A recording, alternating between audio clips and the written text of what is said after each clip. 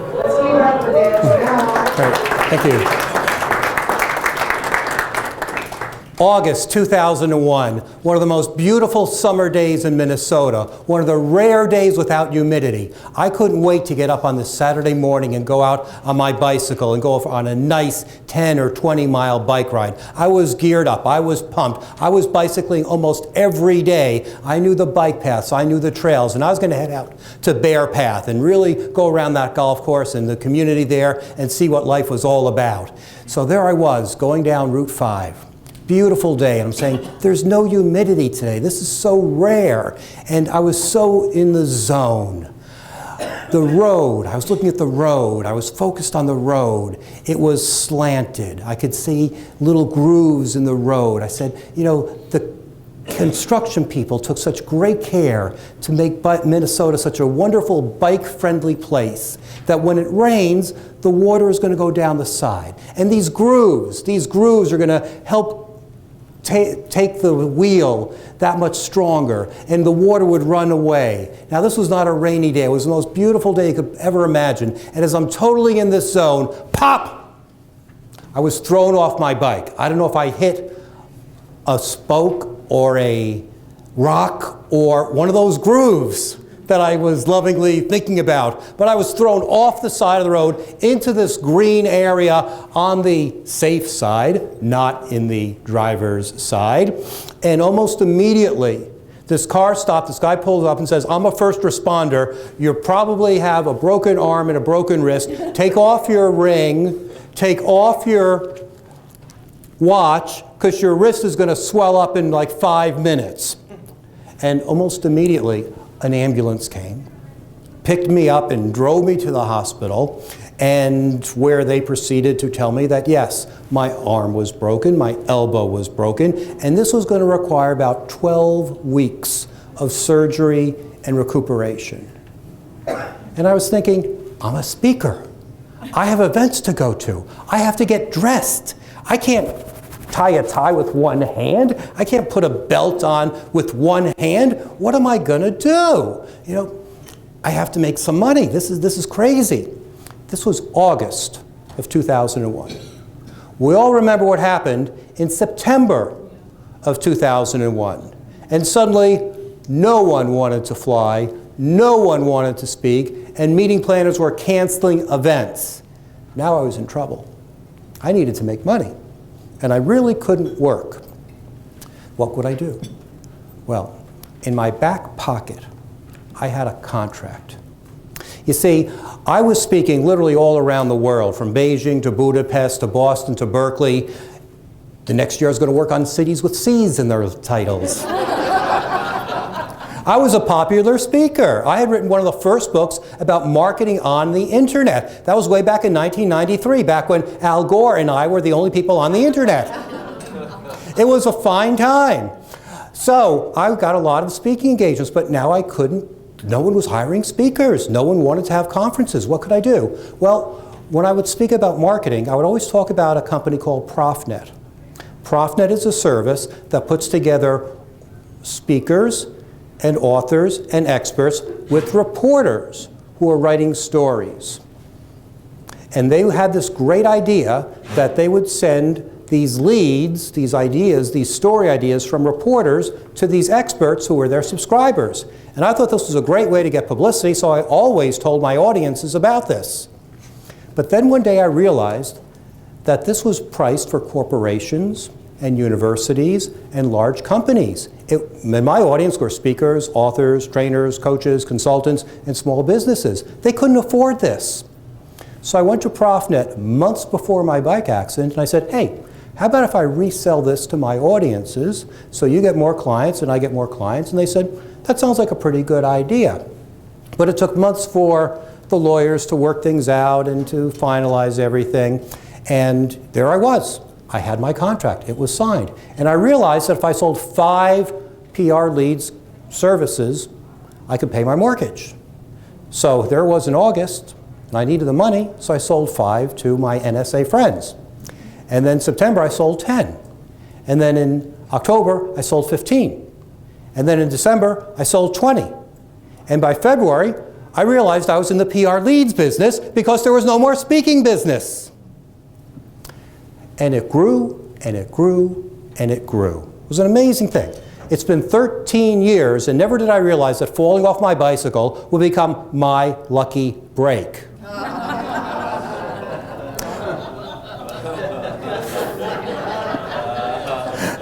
Sorry, I had to do that. Okay. But, so in 13 years, what have I learned? I've learned how to pitch reporters. I've learned what works and what doesn't work. And that's what we're going to talk about today, how to pitch reporters. That's a subject that is near and dear to us. Why? Because we are the best kept secret on the planet. You know, Ralph Waldo Emerson had it all wrong. He said, if you build a better mousetrap, the world will be the path to your door. Well, you have a great mousetrap. Has the world beaten a path to your door yet? Not really. Publicity is the answer. Publicity is the key. Publicity, when you get your name in the paper, the world now knows about you and they can beat a path to your door. Here's an example from a client of mine named Patrick Snow. Patrick is a motivational speaker. He was charging $2,500 a speech for his speeches. And for some of us in the room, they're saying, wow, that's pretty good. But for many of us who are experienced speakers, we know that $2,500 is not a lot of money. So he wasn't getting a lot of engagements. He got on the front page of USA Today, thanks to our service, and his world changed. He told me that now he raised his rates to $5,000. So with publicity, you can justify higher rates because now you're a celebrity. But here's the most amazing thing. He told me that when he was a $2,500 speaker, meeting planners negotiated with him. They didn't take him seriously. They thought he was on the lower end and they could just bargain and get him down. But he was on the front page of USA Today. Now he had credibility and he could name his own fee and no one would argue with him. Another one of my clients is Lorena Case. She's a psychologist. She got a lot of publicity and used that publicity in her book publishing proposals. And book publishing acquisition editors have one goal in mind. They want to sell a lot of books. They want to hire or they want to buy books from authors who can promote books. They'll get bigger advances and they'll get the contract. She got a contract that was twice the industry average for psychologists because she got publicity and she knew how to use it. Another one of my clients is Michelle DeBurge. She is a life coach. She is a life coach in Marin County, California, which is just outside of San Francisco, which just might well be the life coach capital of the world. Everyone there is a life coach or is about to be a life coach. So how do you stand out? We wrote a press release for her. She got publicity, and she started to show those press clips to her friends. And they said, wow, you don't look the same anymore. And she signed clients because suddenly they respected her. That's what publicity can do for you. Now, in 13 years of running PR leads, I've learned a few things about pitching and what works and what doesn't work. And I'm a former newspaper reporter and editor, and I was also a PR person. I was on the PR team that launched America Online, and I did a lot of other high-tech startups, a lot of the beginning computer companies that were once very, very popular, and now they line the computer dinosaur graveyard. Companies like Kpro and Commodore and other names that many of you are too young to remember. But it was a fun time. So what happens? Reporters want to write stories. You know, reporters go into the office, he's driving along, and all of a sudden, someone in front of him slams on the brake, someone else slams on the brake, runs out of the car, starts beating each other up and says, road rage, aha! I think I'll write a story about road rage. This is a great idea. So he goes to the office and he talks to his editor and says, I want to write a story about road rage. And she says, great idea. Talk to a psychologist, talk to a judge, talk to a police officer, and talk to a person who was involved in road rage. They said, great. Where do you find those people? They go to ProfNet. They go to a source that says, hey, I'm writing a story about road rage and I need these people. It's like they're writing a movie or they're casting a movie and they need someone who's tall, dark, and handsome. They need a heroine who's gorgeous, and bingo, they put it all together. They assemble their story. The same with PR leads, the same with Profnet. We really created this whole idea, and we had the market to ourselves for about 8 years, and then competitors came in, and now, frankly, a lot of reporters are going directly to their audiences and saying, you know, hey, to all my Twitter followers or all my Facebook fans, I'm writing a story about road rage. If you've ever been involved in road rage, can you please send me a few lines or set up a time to talk? So I'm not doing a pitch here for my service. You're getting these leads all the time. And if you aren't, you should be subscribing or following your favorite reporters at your favorite magazines, signing up for their blogs, reading their blogs all the time, and watching for these leads that invariably they will get. So here's what you want to do. Rather, here's what you don't want to do. Because, you know, I was at the Matisse exhibit at the Museum of Fine Arts the other day with my wife, and there's this great quote he has, and it said, I don't paint things. I paint the difference between things. And I thought, wow, that's me. I don't do things the way other people do them. I always find the quickest way to the quickest solution that gets the best result. I'm just wired that way. And it's cool because everyone else who's using Profnet or PR leads was sending their resume. Like, here's a lead, I'm looking for someone who can talk about leadership. What happens? Someone says, oh, I'm an expert on leadership, here's my resume, I'd be happy to bend over backwards and help you to write your story. Well, that doesn't tell the reporter what you're going to say. Now, I'm a former reporter. I know what they want to say. You get inside the mind of a reporter. The reporter basically has one goal in mind. They want to write a story. They want to write it fast. It has to include 3 comments from 3 people who have different points of view. That way they get a wide variety of opinions. That way they don't get criticized for being too far left or too far right or anything else. They get a well-rounded story. And they don't want the same old stuff. You know, if they say, what, we're looking for ways that new mothers can reduce stress. Say, oh, I know. Take a deep breath and count to 10. Well, no, that's the right answer, but it's not unique. You want to give them your best stuff. And you're saying, my best stuff? But if I give them my best stuff, my competitors are going to take my best stuff. I'll have news for you. Your competitors read your blogs. They read your books. They read your videos. They go to your sessions. If you're at a trade show booth, they're taking your trade show materials. They know your best stuff better than you know your best stuff. So the only people who don't know your best stuff are your prospects. So don't be shy. Give them your best stuff. That's what's going to make you stand out from everyone else.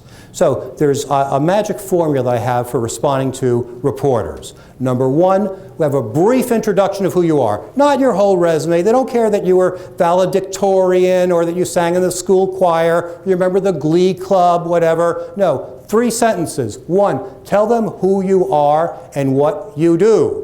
The name of your company means nothing to them. You have to position the name of your company so they know that you are a leadership expert, a customer service expert. That will tell them what you do.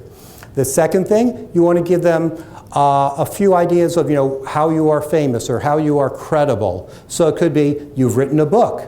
It could be you've spoken at the American Nursing Association conference. It could be that you've been in business for 10 years or 5 years. That's good too. And one other thing that I created was a line that says, I've been quoted in the media many times, including, and then name drop 3 places. This is a subtle note to them that says, gee, if she's good enough for the New York Times and the Wall Street Journal, she's good enough for me. And if your 3 places are the Nursing Journal and today's Hardware Supply, that's fine. Vertical markets are perfectly acceptable. It shows that you know how to play the game. Now, if you don't have any media yet, that's okay. Reporters don't expect to see this line. This is something that I created because I see things differently. I said, what does a reporter want to do? They don't want to get blindsided. They don't want to get caught unaware. They don't want to go talk to a rookie. They want to talk with someone with experience. So those 3 sentences tell them that you are credible. Well, guess what? All my clients are credible. So the next section teaches you, tells the reporter rather, how you stand out from everyone else.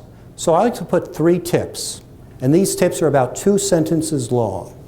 So this way the reporter can literally copy the information from your message and paste it into the article if they're under deadline pressure or if they're lazy. And frankly, that happens a lot.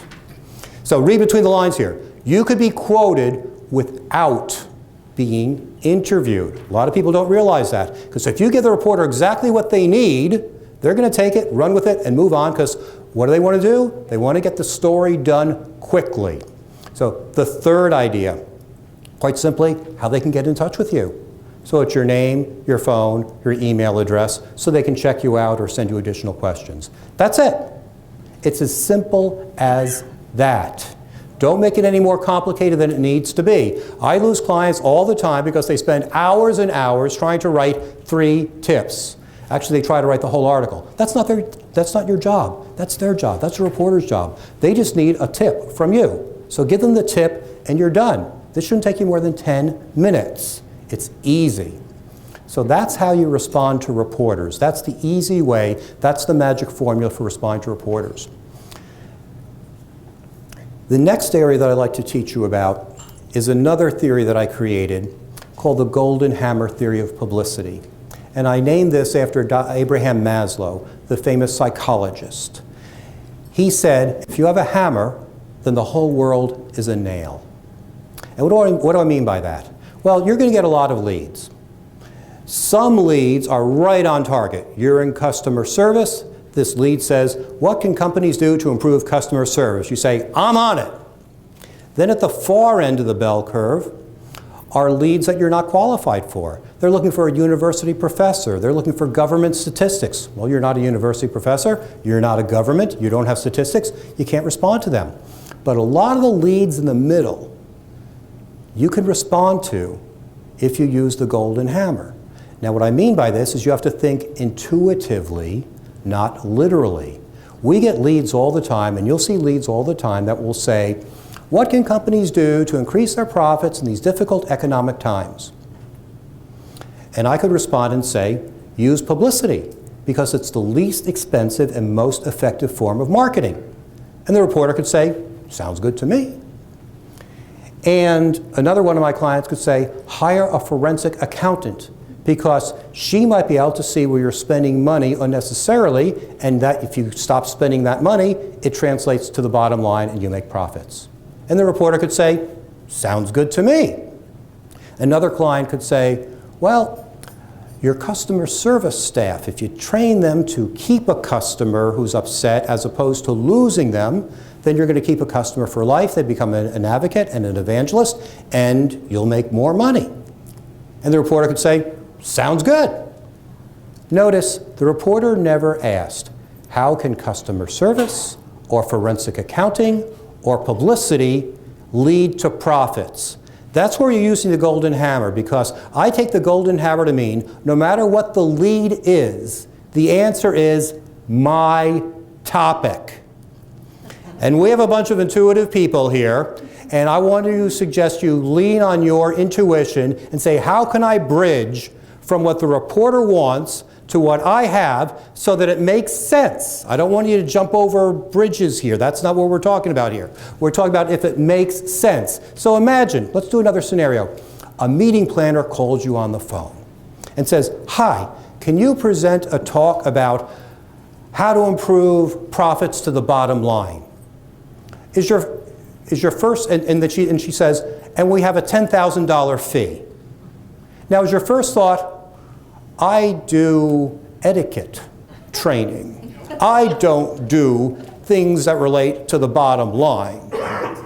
Or do you say, you know, if you teach your salespeople proper etiquette so they don't make fools out of themselves at the dinner table, then just maybe they might make more sales, which would help the bottom line.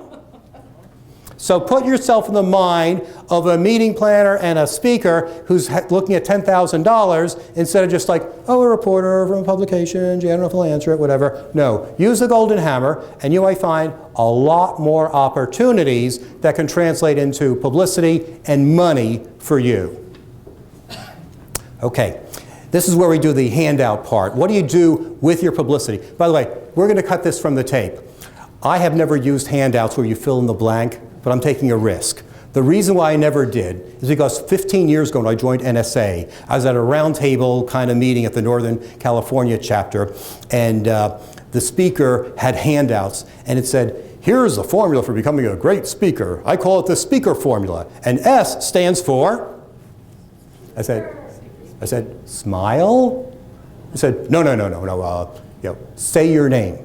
That's the first thing you do in sales. You say your name. It's like, oh, okay. And then he went on to say, okay, P, what does P stand for speakers when they're making sales? And he said, be polite. I said, no, present yourself with a forceful manner. I said, okay. E, what does E stand for? And like at this point we realized that we're never going to get it right. So I haven't used these things because it's too easy to get them wrong. Okay, so what do you do with your publicity once you get your publicity? Because it doesn't do any good to line the bird cage. So what do? You send links to your prospects because you got it right. She's so happy. This is great. Good. See, I have only one answer. Now, whatever answer you say is going to be good. Yeah. Okay. Yeah. You send the lead to your prospects. Why? Because we all know it takes umpteen bazillion touches with your prospects before they make a decision. This gives you another reason to stay in touch with them. And you're helping them out. This article has good information. It presents you in a positive light. It may push them over the fence. You also want to send your publicity to your current clients. Why? Because your current clients are only one phone call away from becoming your former clients because there's absolutely no loyalty in the world today. So if someone does it faster, cheaper, whatever, you're dead meat. But if they think they're working with the world's leading authority on your topic and you're it, then they just may stick with you longer than going to someone who sends them an email. Then you want to send it to your former clients. Family, yeah, family. And why do you want to send it to your family? Here's the bridge and here's the golden hammer in working. Because your mother-in-law always wondered what you did, and now she can say, look at this article that my daughter-in-law is featured in. Isn't she marvelous? So now you get extra helpings at Thanksgiving. So that's always good. So send it to your family. Also send it to your former clients. Why? Because they're just waiting to get back into the game. Over 13 years, I can't tell you how many of my clients have stopped using my service because they got pregnant and had a kid, they were taking care of a loved one who had a serious illness, they were onto a different project, they wrote a book, they marketed the book, now they're back to writing another book. But they're always getting back in the game. As my good friend Patricia Fripp says, it is not your client's responsibility to remember that you are still in business. Write that down. It is not your client's responsibility to remember that you are still in business. By sending them an article, it reminds them that you're still in business, they can work with you, and you're the leading thought leader in your area. That's who you send your publicity to. Okay. Now your tear sheets. These are copies of your articles. Who do you send your tear sheets to? What do you use them with? The S. Any ideas for the S? In other words, this is where I'm blanking out. I should have my slides here. Social media already? Okay. Yeah. Oh, and of course, send it to your social media contacts because they want to know you. This is another chance for exposure and such. So yeah, we just spelled that out. Okay. So you take your tear sheets. Okay. The tear sheet is a copy of your article. Okay. Brenda, do you have a 3 minutes. That's good. I only have 3 more minutes. Okay. Okay. Funny how that works. Okay. Okay. You want to use them on your one sheet. You want to use them on your speaker kit because this gives you credibility. You want to use them in your, in your book proposals. You want to use them in your book proposals because acquisition editors want to see that you are a marketer.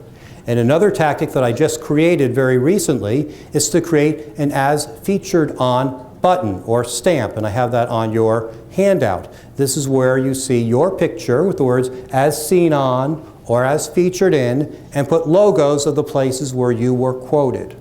This is incredibly powerful. I just created this 2 weeks ago. Now, when I speak on webinars and teleseminars, they used to put my picture there. There's this picture of this guy with, dark glasses and dark hair and white skin. And, he looks like me. That's it. They don't know who I am. There's no branding to it. Maybe they have my name underneath it. Maybe they have my company name underneath it, which most people would not recognize or care about. Carries no weight at all. Now, I give this button to meeting planners and webinar and teleseminar promoters. They put that on their promo materials, and suddenly I'm Dan Janal, keynote speaker, who was seen in the New York Times, Entrepreneur Magazine, and National Public Radio. Instant credibility. So those are the tips that I would like to share with you today to show you how you can stand out from the crowd, how you won't be forgotten, and how the world will be the path to your door. But don't you just hate it when you pick up the newspaper and you see your competitor's name there? There's only one reason why her name is there and your name isn't, and that's because you didn't step up. You need to go to the reporters, you need to answer their questions, you need to give them the information that they need, and they'll reward you by putting your name and your quote and your information and your link in the newspaper, in the media, in the blogs, and on the internet. That's what will happen. That will change your life. Because you're here today, I want to make a special offer for you. I would like to give you a free 20-minute coaching and consulting session.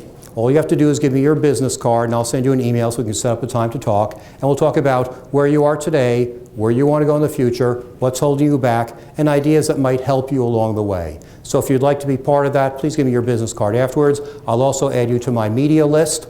But if you don't want to be on my newsletter list, just tell me and I'll tear up your name, I'll tear up the business card, I'll burn the business card that's torn up, and I'll flush the ashes down the toilet, so you won't be on the newsletter list if you don't want to be there. So again, when you have publicity, it brings you unparalleled joy because you're getting your message out into the world. You're telling the world that you exist. You're telling the world how they can be a better world because you're in it and you're sharing your message with them. That's the true message of publicity. Thank you very much.